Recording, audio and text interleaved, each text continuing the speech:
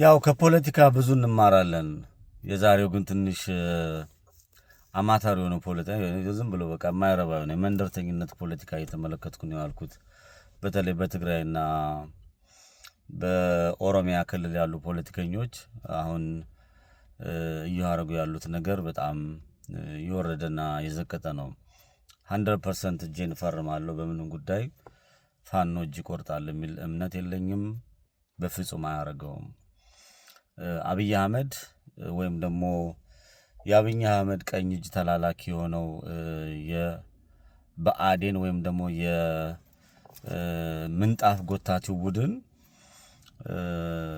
የተወሰኑ ፋኖችን ሰብስቦ የራሱን ግሩፕ እንደሚያንቀሳቅስ ይታወቃል።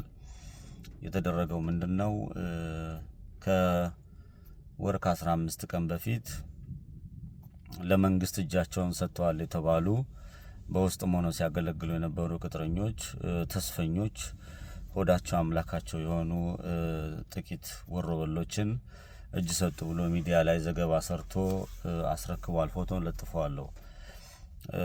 በተዘዋዋሪ አንድን ግለሰብ ባንዳ ነው በማለት እጁን ቆርጠው በአደባባይ ላይ በፎቶ በካሜራ ይዘው ፋኖ ይሄንን ያደርጋል የሚል እምነት የለኝም። ፖለቲካው የጋ ነው ትሉኝና ፖለቲካው ያለበትን ቦታ ልንገራችሁ። ፖለቲካ ያለው የጋ መሰላችሁ? ፖለቲካ ያለው አብይ አህመድ የሴት ልጅ ጡት የአብይ አህመድ ሰራዊት ወይም ደግሞ የምንጣፍ መከላከያ ስም የተሰገሰገ የኦነግ ሰራዊት ሴት ጡት እንደሚቆርጥና የሴት ልጅ ቆዳ እንደሚገፍ ባንዲራ የተመለከተ ቦታ ኢትዮጵያ ያለችበትን ቦታ ቆዳ እንደሚገፍ የተለያዩ ትላልቅ ሚዲያዎች ሰርተዋል። በአማራ ክልል 4% ብቻ ጥናት ተደርጎ ከአራት አካባቢ የተሰበሰበ ጥናት በመከላከያ ሰራዊት ተብሎ ወይም በኦነግ ሰራዊት አማራ ክልል ባለው ቢያንስ ከ2600 በላይ ሴቶች ተደፍረዋል። ይህንን ዘጋርዲያን ሰርቶታል። ቢቢሲም ሰርቶታል። የተለያዩ ሚዲያዎችም ሰርተውታል። ሶሻል ሚዲያ መወያያ ነበረ። ይህንን የዓለም አቀፍ ያወቀውን ዜና ዓለም የተረዳውን ዓለም ጥርሱን የነቀለበትን ትልቅ የፖለቲካ ውድቀቱን ለመሸፈን ጥቂት ግለሰቦችን ሰብስቦ ልኮ የንጹሃንን እጅ በማስቆረጥ ፖለቲካ እጥፋት ሰራለው የሚል ድንቁርና እኔ ይሄንን አጀንዳ አድርጎ የሚያወራ ራሱ ሳይ ይገርመኛል። የተወሰኑ የኦሮሞ ብሔርተኛንን የሚሉ ፖለቲከኞች ሰብሰብ ብለው ፋኖ ገዳይ ነው ፋኖ ምናምን ነው እያሉ ሲለፈልፉ ተመልክቻለሁ። ይሄ እኮ ሳይታለም የተፈታ እኮ ነው ፖለቲካው። እቺ እጅ ቆረጣ ድራማ ተሰርታችሁ እንደዚህ እንደሚባል እናውቃለን። ኤኒዌይስ ይሄ ነው የሆነው። በትግራይ በኩል ይሄ የአማራ ክልሉ የአብይ አህመድ ድራማ ነው እና ይሄ ለማውራትም ለመተንተንም አይመጠንም። ፋኖ ይሄን አያደርግም። 100% ፈርማለሁ። ፋኖ እንኳን አይደለም እንጂ ሊቆርጥ የኦሮሞ ልጆችና የኦሮሞ እናቶች የኦሮሞ በስልክ እያደዋወለ እያገናኘ ምርኮኛ እየሸኘው ምርኮኛ እየቀለበ ምርከኛው ወሰዱልኝ ብሎ ለዓለም አቀፍ ያሳወቀ የነጻነት ታጋይ እጅ ይቆርጣል ብሎ አደባባይ ላይ መውጣት ለራሱ ፍረት ነው። ተውት። የፖለቲካ ውድቀቱ ነው። የአብይ አህመድና የብአዴን ፖለቲካ ስንቅ ስለሌላቸው ተራማጅ ሀሳብ ስለሌላቸው አሽከሮች በሙሉ ስለሆኑ የአሽከር ባህሪው ነውና የፖለቲካ ውድቀታቸው ነው። የትግራዩን ስንመለከተው በትግራይ በኩል ጌታቸው ረዳ አብይ አህመድ እንደ ጌታቸው ረዳ አብይ አህመድን ያዋረደ አብይ አህመድን የሰደበ አብይ አህመድን ጠብር ጋርጎ እኔ በህይወት ዘመኔ ፖለቲከኞች አይቻለሁ። ፖለቲካን ተመርክቻለሁ። በጣም ከረጅም ጊዜ የመለስ ዜናዊ ንግግር፣ የቡልቻ ደመቅሳ ንግግር፣ ፓርላማ ያላቸውን ውዝግብ በጣም ተመችቶኝ አያቸውና ሰማቸው ነበር። ፖለቲካ አይቻለሁ። እንደ የቅንጅት ጊዜ የነበሩ ትልልቅ ፖለቲከኞች የሚያወሩት ሀሳብ የሚያራምዱት ኢንተረስቲንግ ሆነ ትመለከተዋለህ። በጣም ተመልክቻለሁ። ያንን ባየንበት አሁን ያለው ፖለቲከኞች ማሰብ ነው።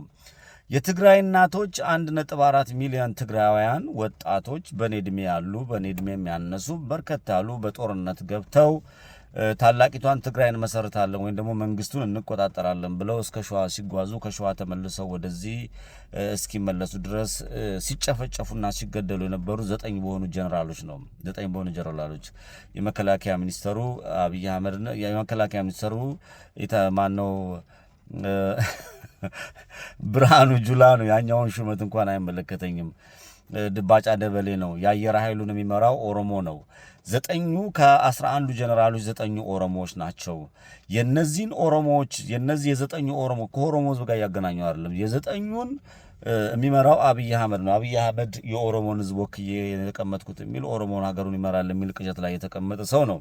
ይህን ሁሉ ሰብሰብ አድርገህ ስትወስደው ጌታቸው ረዳን ነው ጌታቸው መምህሩ ወይም ደግሞ ጌታቸው አሁን አብይ ስር የሚርመጠመጠው ትግራይ ጄኖሳይድ ተፈጽሞበታል። ማን ፈጸመበት እከሌ እከሌ አይደለም ምናምን እያለ ሲቀላምድ ሳየው መብርሃንን በጣም ነው ያፈርኩት።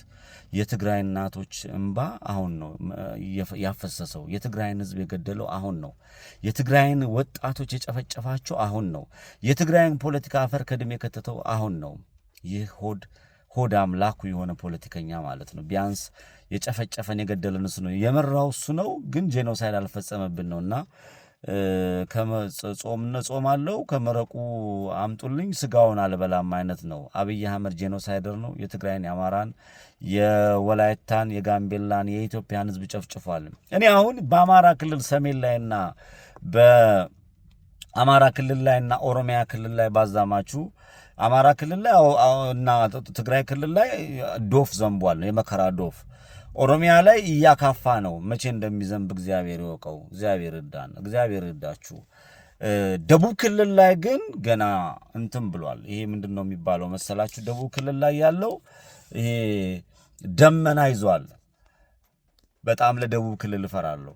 በጣም ነው እፈራው። በጣም እዛ አካባቢ ለሚፈጠረው ነገር በጣም እሰጋለሁ። የደቡብ ክልል ህዝብ ይሄንን ጨፍጫፊ ስርዓት ለመታገል ከሌሎች ወንድሞቹ ጋር መሆን መቻል አለበት። ለምሳሌ ትግራይ ላይ የተጨፈጨፈው እና አማራ ክልል ላይ የተጨፈጨፈው ወይም ደግሞ ኦሮሚያ ክልል ላይ ያካፋው ወደ ደቡብ ክልል ላይ ሲሄድ ምን እንደሚፈጠር ምን እንደሚሆን አላቅም። ለማንኛውም የጌታቸው ረዳን ኢንተርቪ አልጀዚራ ላይ አዳምጬ ሰምቼ ጋዜጠኛው በጣም አድናቂው ነኝ። የውይይቱን ጽንሰ ሐሳብ ተመችቶኛል። የጌታቸው ረዳ ክህደትም እጅግ በጣም በሚገርም ሁኔታ እኔንም አንገት አስደፍቶኛል። ሰማዕታቱንም አንገት የሚያስደፋ በአጥንታቸው ላይ ተረማምዶ ለመሄድ ያሰበበት ሆዱ አምላኩ የሆነ በጣም ከሃዲ የሆነ ሰው ነው። ሌሎቹም ፖለቲከኞች ከዚህ ምን ይማራሉ የሚለውን መመልከት። ፖለቲከኛ ስትሆን እስከ ሞት ራስን ወንድ ቆፍጠን ጠንከር ማለት መቻል አለብህና የሚመጡ ብዙ ፈተናዎች ይመጣሉ። እነዛን ፈተናዎች ለመሻገር ነው። በእኔም በኩል ፈተና ሊመጣ ይችላል። ያንን እንግዲህ አይቼ ተመልክቼ ለእያንዳንዱ መልስ መስቼ የሚሄድበት ነው። በአቋሜ ግን ነቅነቅ ማልል ድንቅ የአማራዊቱ ልጅ የኢትዮጵያ ልጅ ነኝ። መወሽከት አይመቸኝም። በአቋሙ ላይ መጽናትና ወንዶ መገኘት ግን የጀግንነት ተግባሩ ነው። የአብይ አህመድ አማራ ክልል ላይ እጅ መቁረጥ የጌታቸው ረዳና የኦሮሞ ፖለቲከኞች የትግራይ ፖለቲከኞች መታወቅ እንግዲህ እየተመለከትኩት ነው ያለሁት። የአማራ ልጆች ግን ለእንደዚህ አይነት ርካሽ ነገር መልስ ባሰጡ የሚል ምክር ነው ያለኝ። መላው ኢትዮጵያዊ ደግሞ የሚሆነውን ድራማ የሚደረገውን ነገር ቢከታተለው በጣም ይጠቅማል የሚል እምነት አለኝ። እጅግ በጣም አርጌ ያመሰግናለሁ። ሁሉንም ነገር ተከታተሉ፣ ተመልከቱ። ፋኖች ወንድሞቼ አንድነታችሁን አፍጥናችሁ ይሄንን ገዳይ ጨፍጫፊ ስርዓት ከላያችን ላይ የምንነቅልበትን ቀን ብታሳጥሩት የሚል መልእክት ነው ያለኝ። ሁሉንም ፎቶዎች ለጥፋችኋለሁ። ድል ለፋኖ! ኢትዮጵያ ታሸንፋለች። ወንጀለኞች ለህግ ይቀርባሉ። ንጹሃን በሰላም ለዘላለም ይኖራሉ። ድል ለፋኖ! ቴንክ ዩ